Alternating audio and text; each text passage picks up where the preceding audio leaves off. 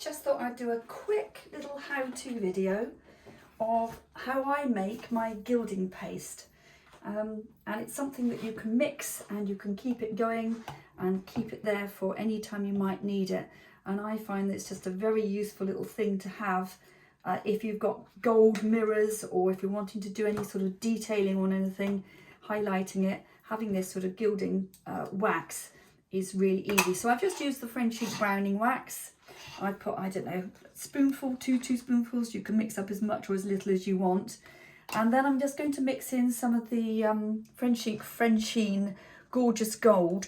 And this is just a powder. I'll do another how-to video another day of how you would use it if you were just going to mix it with finishing coat to make more of a paint. But I'm just doing the gilding wax to show you today. So I'm going to take roughly a teaspoonful of powder. You have to sort of mix it up and see how it goes as you're mixing it. So I'm just going to mix that in initially. Now I normally find that if I just use the gold on its own, it is a bit garish. So I'll show you what it looks like when you just mix it with just the gold. And then I'm going to add a little bit of silver, which pales it down a little bit and just makes it a bit more sort of old gold. So this bit just takes a little while to incorporate it. Might need to add some more powder. It doesn't really matter, because if you mix up too much, it just keeps very easily in this little Tupperware container in any case. Right, that's going in quite nicely.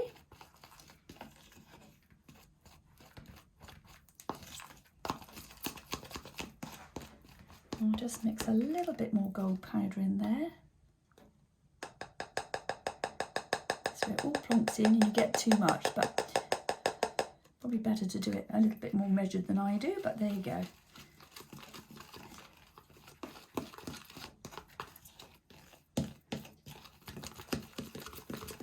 Right, it's beginning to incorporate. I still think that's just a little bit, not quite enough powder, so I'm just going to add just a tad more. Don't watch while I stick my spoon in there.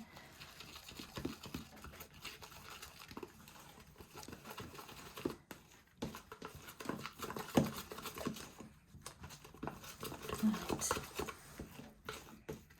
So I'm just going to try it a bit now on the back of my hand, just to show you. Let's just try a little bit to see what it looks like. So that's it. I don't know how easily you'll be able to see that. That's really quite a bright gold. But what I'm going to do now is to add just a little bit of silver in, just to tone it down a tiny weeny bit. And then I'll show you what I use it for. I'll just use my little can opener, take a dollop, just a little bit. And again, you can mix and match just to get it the colour that you want it. It's like making cakes when you do it off the spoon like this, isn't it? There we go.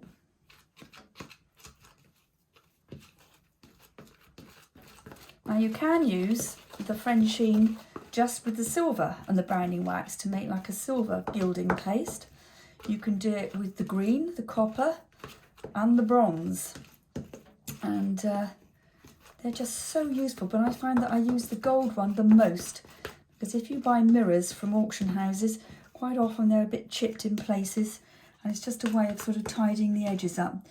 And if you're doing a bit of painting and you want to add a little bit of highlight, then this paste is really, really good.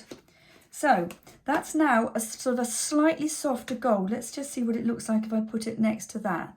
Yeah, you can sort of see the difference. I don't know if that shows up that well, but you can see that one is slightly paler than the other. So what I'm going to do now is use my little trusty brush. Now, if you have a look at this piece of moulding, there's a bit that broke off there, which actually hasn't got any gold left on it. And these are the sort of things that you would typically find on a mirror where the gold has come off.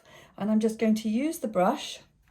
It's a little stubby brush, which I use just for this purpose.